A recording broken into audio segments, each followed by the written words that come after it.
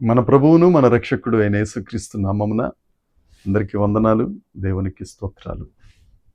సర్వకృపానిధి అయిన దేవుడు, సకలము చేయగలిగిన దేవుడు, సర్వాధికారి అయిన దేవుడు మనల్ని ప్రేమించి మనకు అనుగ్రహించిన ఈ మంచి దినమును బట్టి సమస్త మహిమ ఘనత ప్రభావములు యేసుక్రీస్తు ప్రభు ఒక్కరికే చెందునుగాక.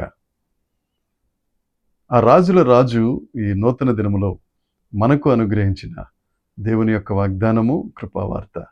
కీర్తనల గ్రంథము 46వ కీర్తన 7వ వచనము. సైన్యములకు అధిపతియగు యెహోవా మనకు తోడై ఉన్నారు, యాకోబు యొక్క దేవుడు మనకు ఆశ్రయమై ఉన్నాడు.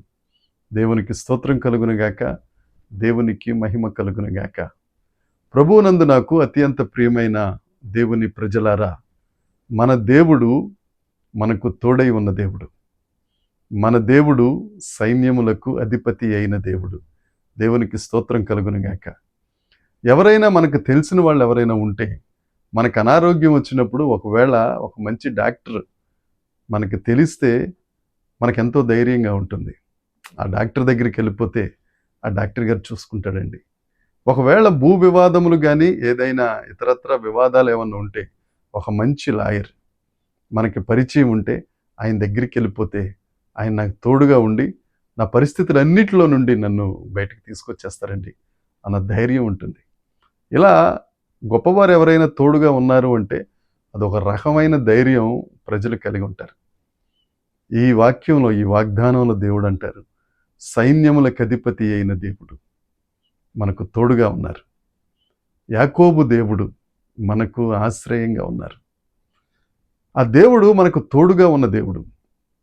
యేసుక్రీస్తు జన్మకు ముందు 750 సంవత్సరాల క్రితం యెషయా ప్రవక్త ద్వారా చెప్పబడిన ప్రవచనం, కన్యక గర్భవతి అయి కుమారుణ్ణి కంటుంది, ఆయనకు ఇమ్మానుయేలు. ఇమ్మానుయేలు అనగా భాషాంతరమున దేవుడు మనకు తోడుగా ఉన్నారు. దేవుడే నీకు తోడుగా ఉన్నారు నా సహోదరి, సహోదరుడా. నాకెవరు తోడు లేరండి, నన్ను ఎవరు పట్టించుకోవట్లేదు, మా ఆయన నన్ను సరిగ్గా చూడట్లేదండి, మా ఆవిడ అల్లరి పెడుతుందండి, మా పిల్లలు ఇలాగైపోయారండి, ఇలాంటి మాటలన్నీ మాందాం. దేవుడు నీకు ఎల్లప్పుడూ తోడుగా ఉంటాడు. ఇదిగో నేను సదాకాలం మీతో ఉన్నానన్న గొప్ప దేవుడు యేసుక్రీస్తు ప్రభువే. ఆయన మనకు తోడుగా ఉన్నారు. నీ ఆధ్యాత్మిక జీవితంలో, నీ దైనందిన జీవితంలో నీ చేయి విడువక ఆయన నీ హస్తాన్ని పట్టుకుని నడిపించే దేవుడు. యేసుక్రీస్తు ప్రభు అంటారు, వీరందరూ కాపరు లేని గొర్రెల వలె చెదిరిపోయారు. ఒకవేళ నువ్వు కూడా చెదిరిపోయిన గొర్రెలాగా అటు ఇటు పరిగెడుతున్నావేమో, కొట్టుమిట్టాడుతున్నావేమో, కొంతసేపు అటు, కొంతసేపు ఇటు, కొంతసేపు యేసయ్య, కొంతసేపు ఇంకొకటి కొట్టుకుంటున్నావేమో. ఈ దినాన్న దేవుడు నీతో మాట్లాడుతున్నాడు. నేను నీకు తోడుగా ఉంటాను, నీకోసం నా ప్రాణమే ఇచ్చేసాను, ఇంకేం కావాలన్నా ఇవ్వటానికి సిద్ధంగా ఉన్న గొప్ప దేవుడు ఆయన. ఇంకేం అడుగుతావు ఆయన్ని? ఆయన తోడే నీకు ఉన్నప్పుడు, ఆయన ఆశ్రయంగా ఉన్నప్పుడు ఆయన ద్వారా ధైర్యం తెచ్చుకో, ఆయన నడిపిస్తారు. యాకోబు యొక్క దేవుడు మనకు ఆశ్రయము. ఆశ్రయం అనగా ఇంగ్లీష్లో రిఫ్యూజ్. ఏదైనా ఒకవేళ ప్రకృతి వైపరీత్యాలు జరిగినప్పుడు, ఏదైనా తుఫానులు వచ్చినా, భూకంపాలు వచ్చినా, ప్రమాదంలో ఉన్న ప్రజలను సురక్షిత స్థానాలకు, ఆశ్రయపురాలకు తీసుకెళ్తారు. వారు క్షేమ స్థితిలో ఉండాలని, వారు మంచిగా బ్రతకాలని. ఇక్కడ వచ్చిన కష్టాలకే ఆశ్రయపురాలు లేకపోతే సురక్షిత శిబిరాలు ఉంటే యేసయ్యే నీకొక రిఫ్యూజ్, యేసయ్యే నీకొక ఆశ్రయం అయిపోయారు. నీ కష్టకాలమైన, నష్టకాలమైన, నీ దుర్భర జీవితమైనా, నీ దిక్కులేని జీవితమైనా, ఏ తోడు లేక అలమటిస్తున్నా ఆయన తోడుగా ఉన్నారు. నీ లోకంలో చాలామంది తోడుగా ఉంటాను నీకెందుకు, నేను ఉన్నాను కదా అంటారు. కష్టం వచ్చినప్పుడు వాళ్ళెవ్వరూ కనుచూపు మేరలో కనపడరు. కానీ నిన్ను విడువక ఎడబాయక ఆయన చేతి గాయాల్లో దాచుకున్న దేవుడు నీకు తోడుగా ఉంటాడు. ఆయనలో నువ్వు ఉండేటట్టుగా ముదిమి వచ్చే వరకు నిన్ను ఎత్తుకునే ప్రేమ కలిగిన దేవుడు యేసుక్రీస్తు ప్రభు. ఆయన సైన్యములకు అధిపతి. ఆయన నీకు క్షేమాధారం, నీకు క్షేమస్థితినిచ్చే ఆశ్రయపురం. నీకు కష్టం వచ్చిందా, ఆ ఆశ్రయపురం దగ్గరికి వచ్చేయి. నీకు ప్రమాదం వచ్చిందా, ఆయన దగ్గరికి వచ్చేయి. నీకెవరు లేరా, అందరూ సిగ్గుపరుస్తున్నారా, ఆయన నీకు విలువనిచ్చే దేవుడు, నిన్ను హత్తుకునే దేవుడు, నిన్ను ఎత్తుకునే దేవుడు, విజయోత్సాహంతో నిన్ను ఊరేగించే దేవుడు. ఆయన మన ఆశ్రయం, ఆయన మన ఆధారం, ఆయన సైన్యములకు అధిపతి అయిన దేవుడు. ప్రపంచంలో ఉన్న అన్ని సైన్యముల కంటే అమెరికా సైన్యం అత్యున్నతంగా ఉంటుంది.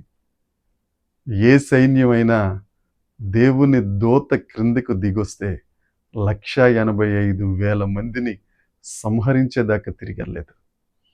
అలాంటి సైన్యానికి దేవుడు, నీ దేవుడు, నా దేవుడు. ఆయన ఉన్నారు నీ పక్షాన, ఆయన ఉన్నారు నీతో, ఆయన నడుస్తారు నీ ముందు. భయం ఎందుకు? ఆ దేవుడిని బట్టి ధైర్యం తెచ్చుకుందాం. ఆ దేవుడు నిన్ను కాపాడునుగాక.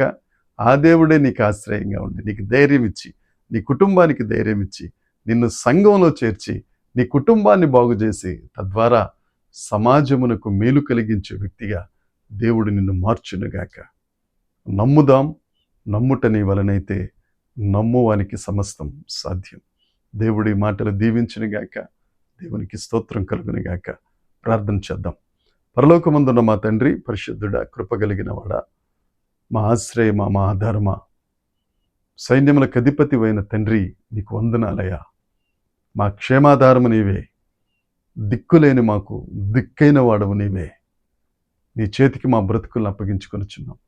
ఎంతమంది అయితే ఈ దినాన్ని, ఈ వాగ్దానాన్ని స్వతంత్రించుకుంటున్నారో వారికి మీరు ఇమ్మానుయేలు దేవునిగా ఉండి, తోడుండి, సదాకాలము వారికి నీడగా ఉండి, నీ చేతుల్లో దాచుకొని విజయోత్సాహంతో ఊరేగించమని, మహిమ పొందమని యేసుక్రీస్తు నామమున ప్రార్థించి అడిగి వేడుకొనుచున్నాం తండ్రి. ఆమేన్. దేవుని కృప మనందరికీ తోడై ఉండునుగాక. ఆమేన్, ఆమేన్, ఆమేన్.